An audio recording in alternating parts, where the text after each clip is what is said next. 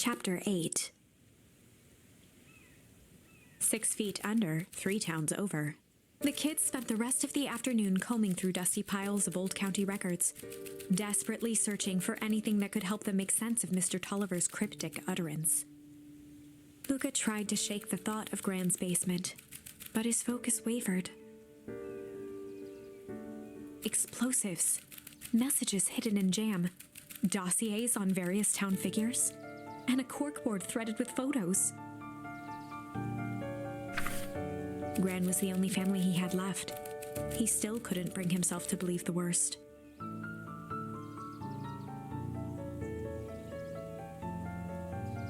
But the old map with the symbol of explosives in town square made that difficult. As the sun began to set, the kids were no closer to the truth.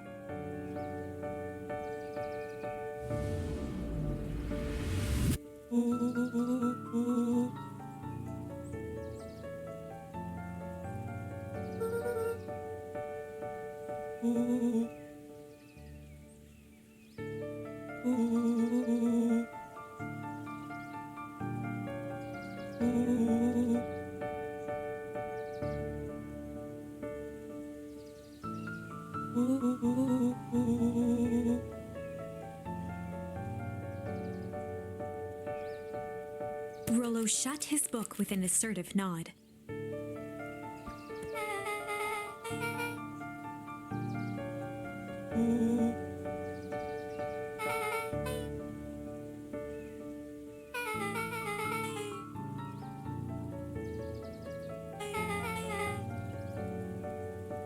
Rollo muttered under his breath.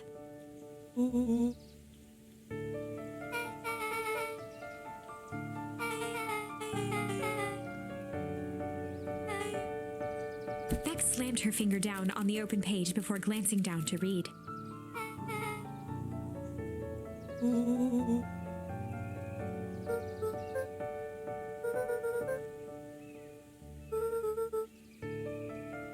Something tickled the back of Luca's mind.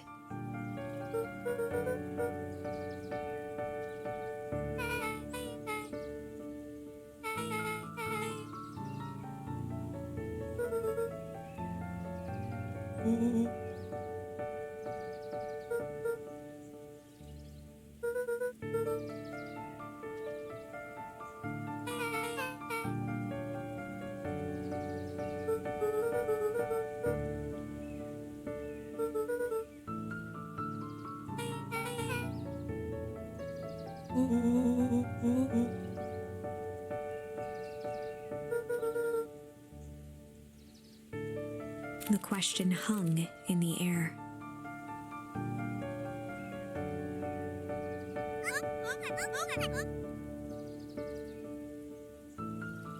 Beck rubbed her eyes.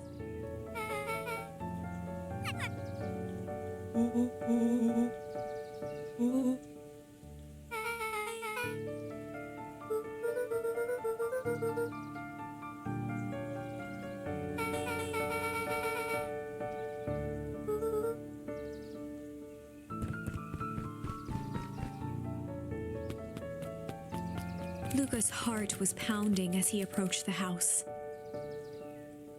If he was lucky, Gran, or whoever it was, hadn't gotten back yet. And of course, there was Mr. Tolliver tied up and unconscious in the basement. Dealing with him would be the first order of business. Luca shook out his arms to calm his nerves before entering.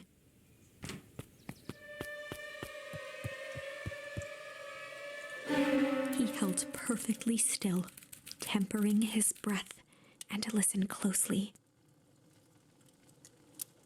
She was asleep. His only hope was that she hadn't found Mr. Tolliver before dozing off.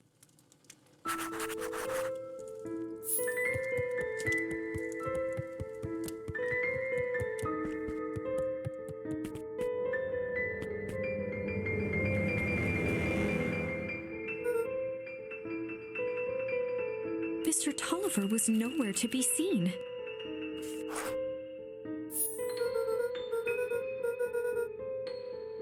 Or maybe Gran knew everything. Luca's hungry stomach groaned. Not realizing it, he'd gone the entire day without eating.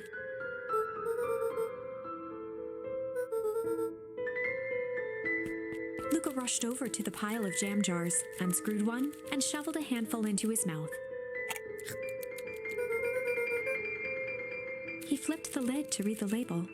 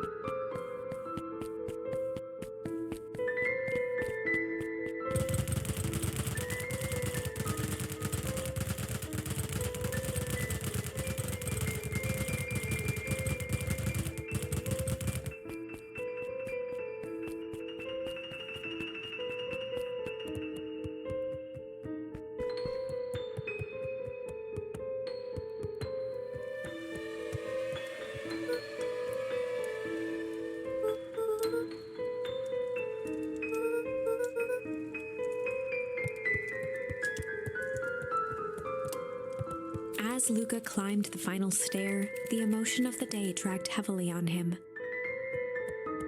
With each consecutive step, his legs weakened. His stride began to falter. He tried to grab for the railing to steady himself. Something was wrong.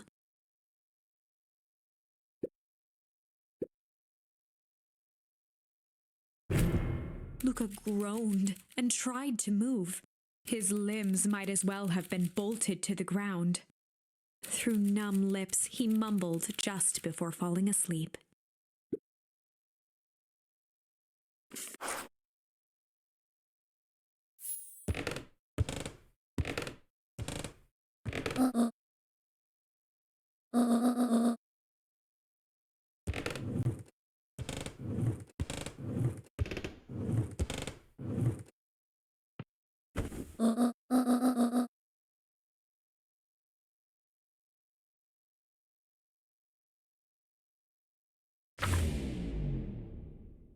Chapter 9.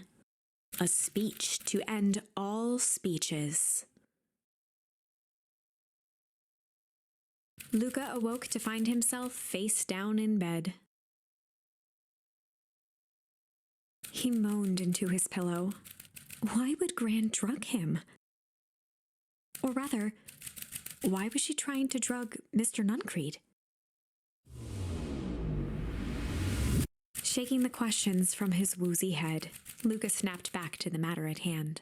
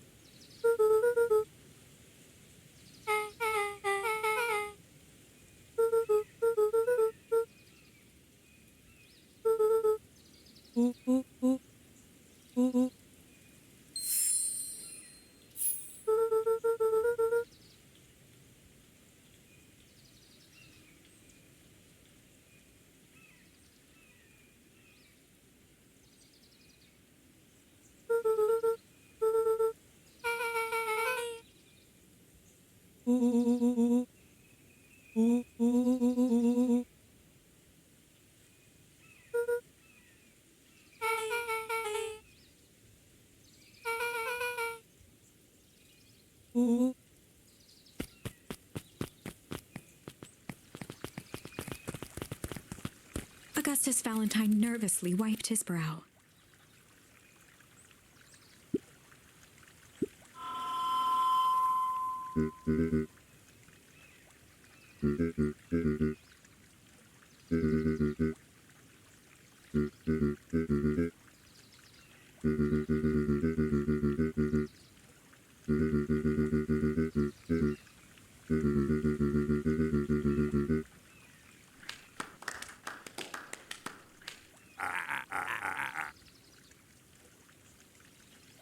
Gus cleared his throat and awkwardly loosened his tie.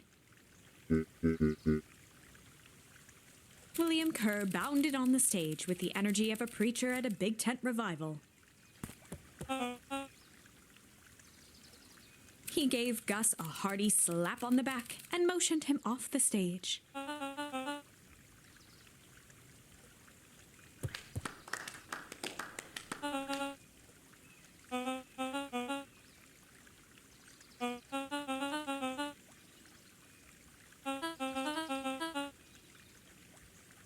Mr. Kerr pulled a thick stack of note cards out from his vest.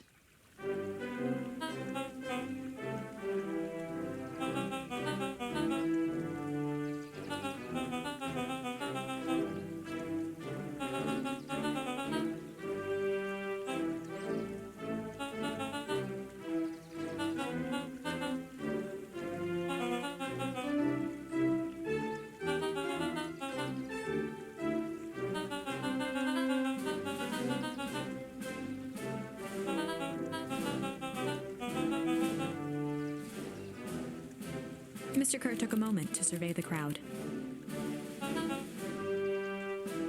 He wiped away a single tear.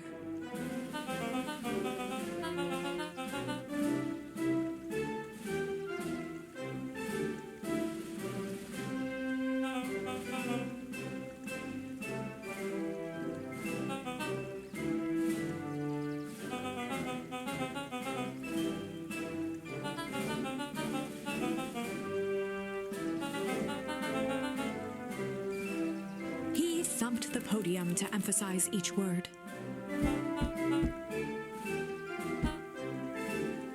Mr. Kerr nodded confidently, biting his lip. The crowd was silent, in rapt attention.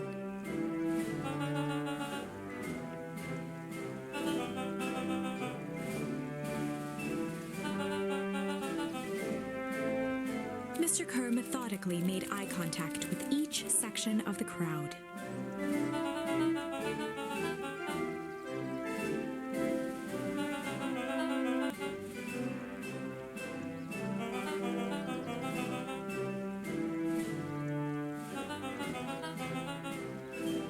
His voice began to build to a crescendo.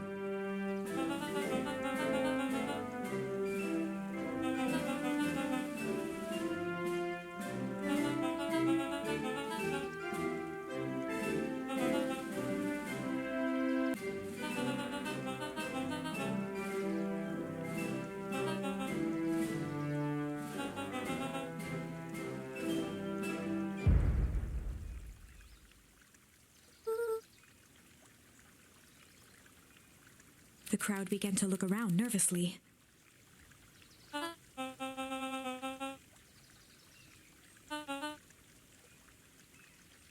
Mr. Kerr quickly flicked through his note cards.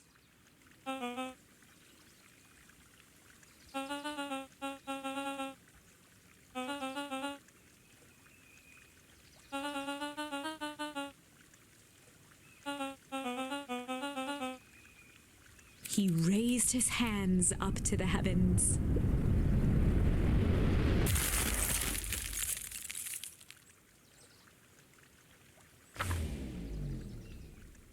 At that moment, a merciless wall of impossibly cold air ripped through the crowd, instantly freezing everyone and everything it touched. For a man like William Kerr, this was a fitting way for things to end.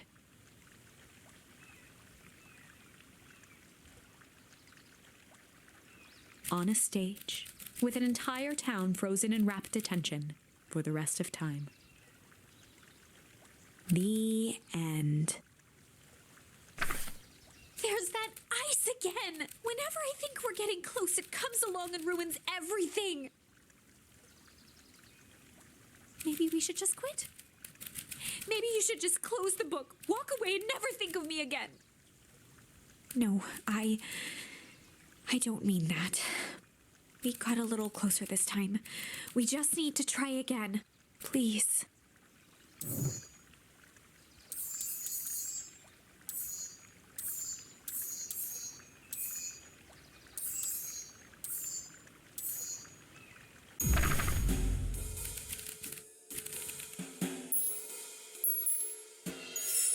They'd run the classic good cop, sly cop interrogation. Luca and Rollo ducked behind a barrel, leaving Beck to her task. With a few crisp snaps, she roused Mr. Tolliver.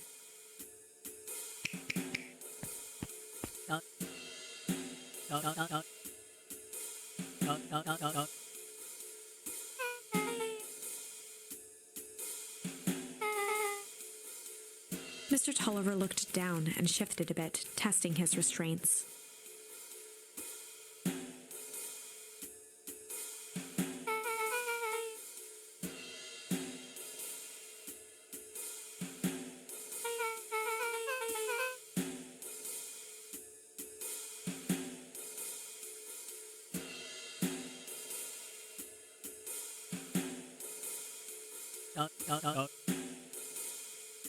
Beck caught herself before letting the surprise manifest on her face.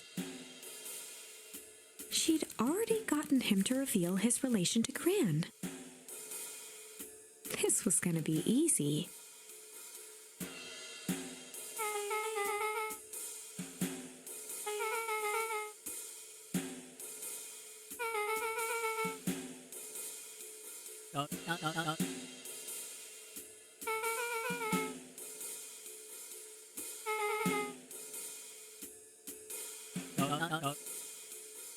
Mr. Tolliver wriggled a bit in his restraints.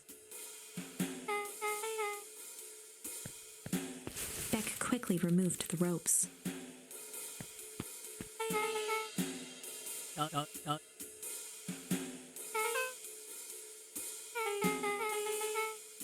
Mr. Tolliver rubbed the growing knot on his forehead.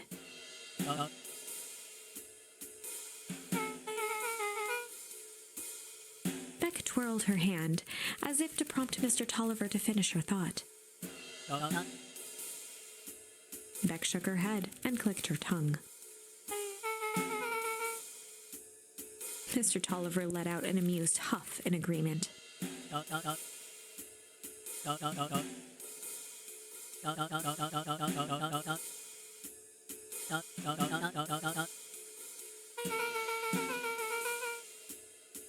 Beck was on a roll now, playing Mr. Tolliver like a fiddle.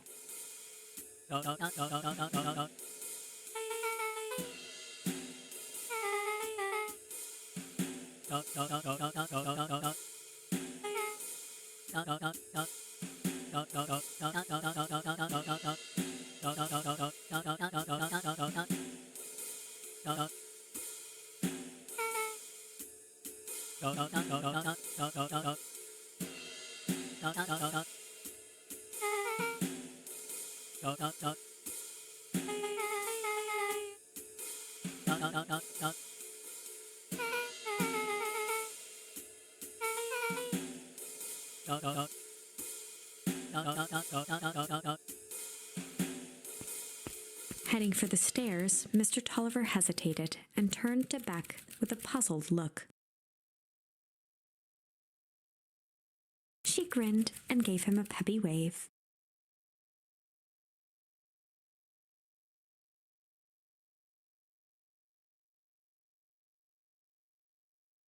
With a shrug, he continued up the stairs, whistling a jaunty tune.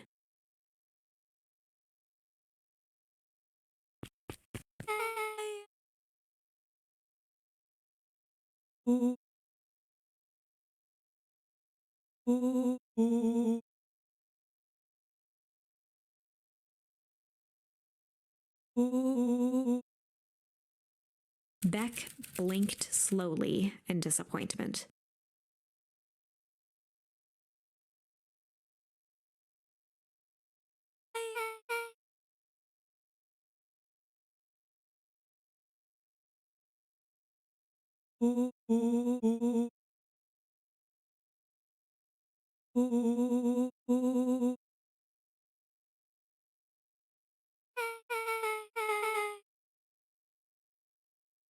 She turned to the table and began tearing small scraps of paper.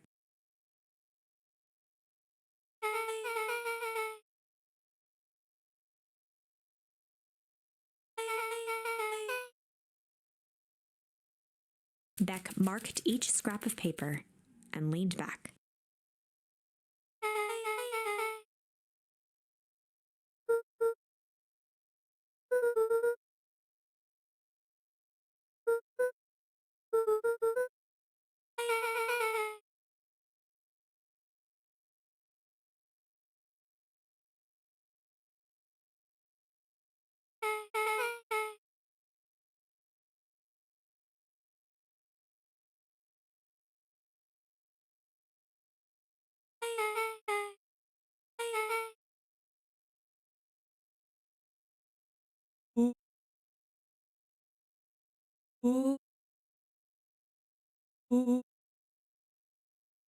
Luca and Beck looked at Rollo with amazement.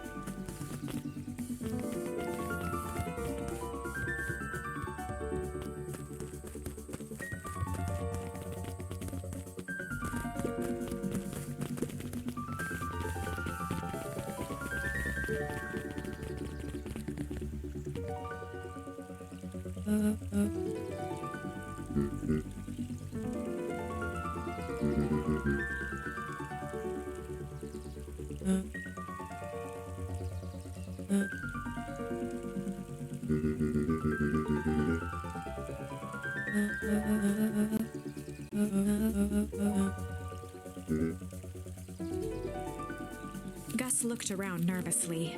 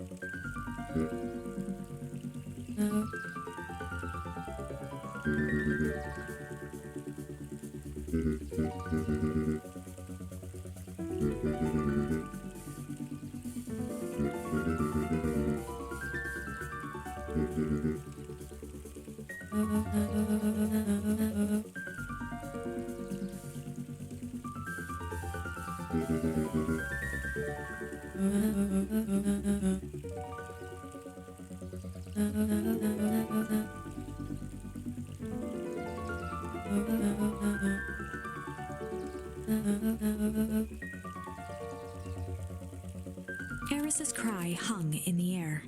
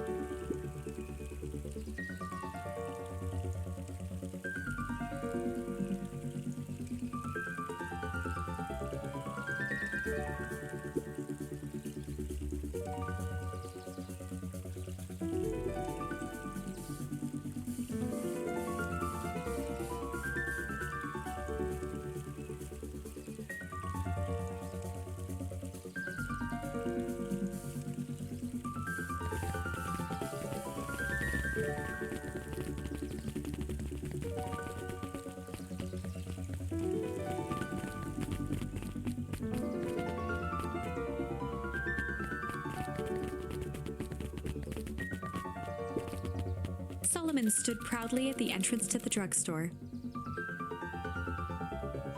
holding a brown bag overflowing with black licorice.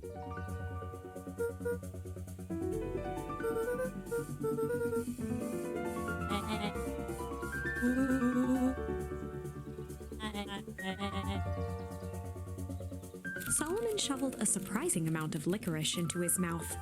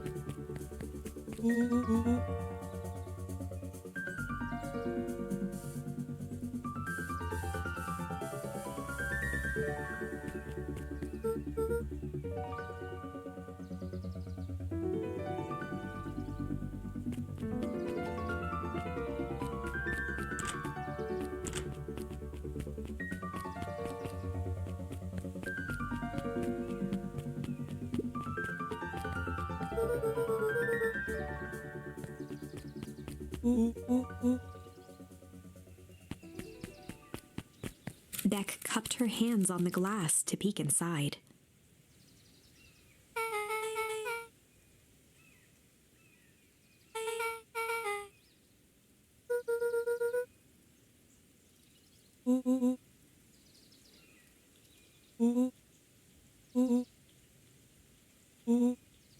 Beck flung open the door, and they all squeezed in.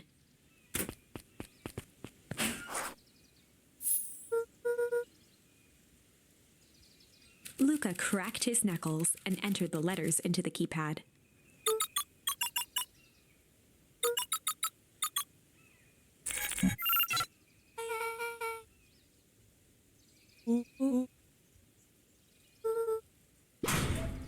The inside of the phone booth dropped loose from its shell.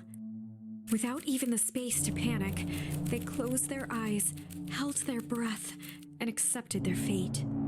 Suddenly, the chaotic descent slowed to an effortless landing. It was unclear where they ended up, but at least it was solid ground. The air was stagnant and smelled vaguely of chlorine.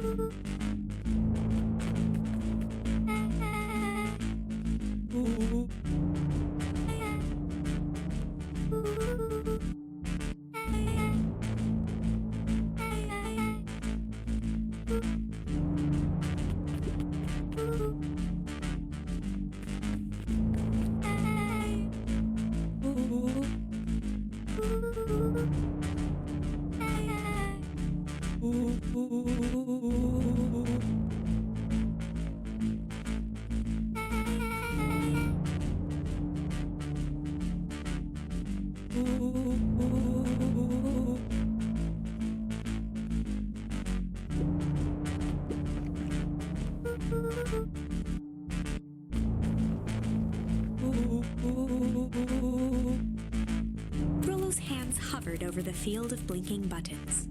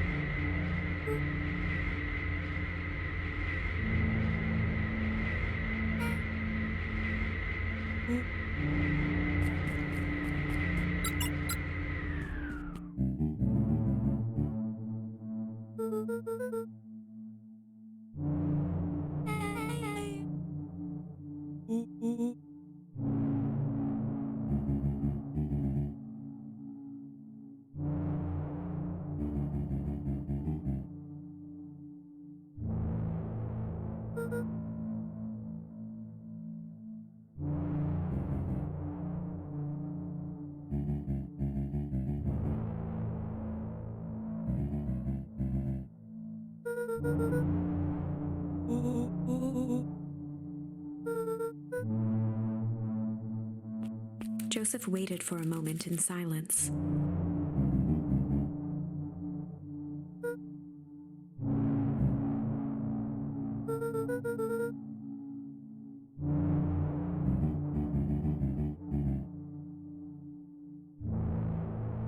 He gestured toward the strange tubes.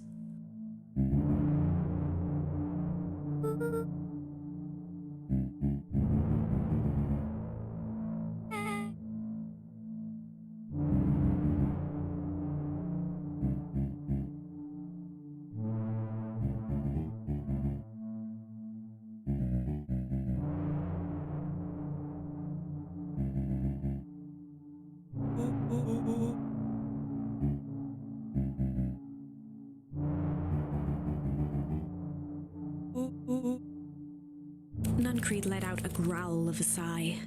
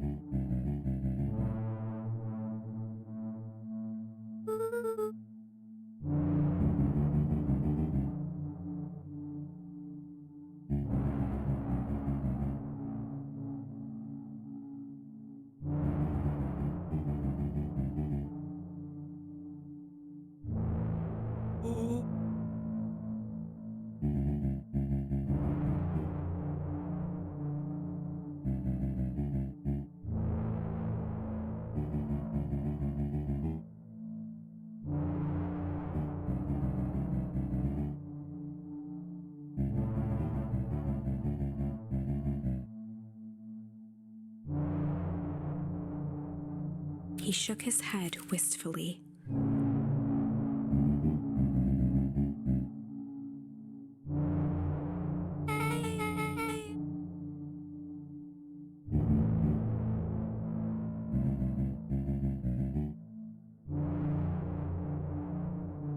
Nuncreed took a menacing step towards the children.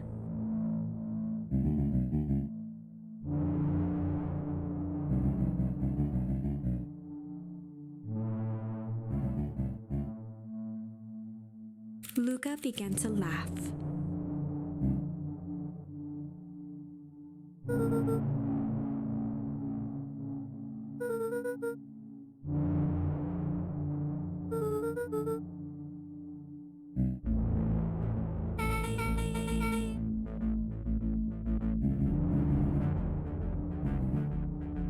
The color drained from Nuncreed's face.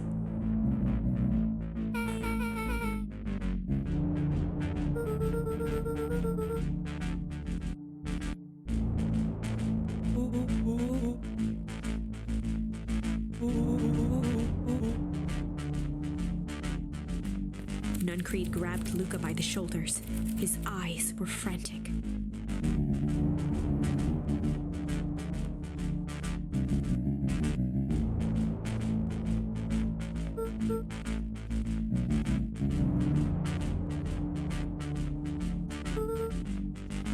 A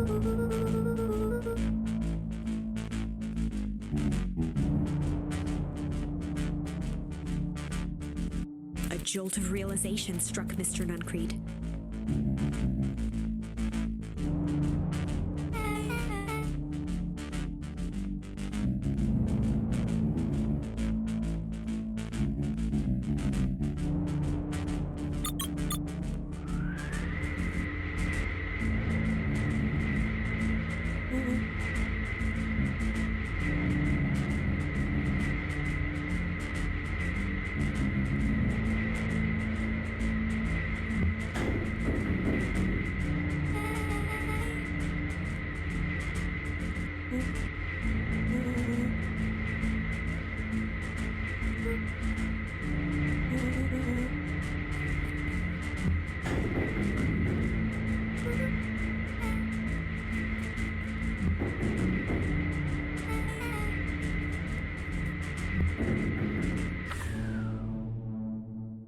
Chapter 8.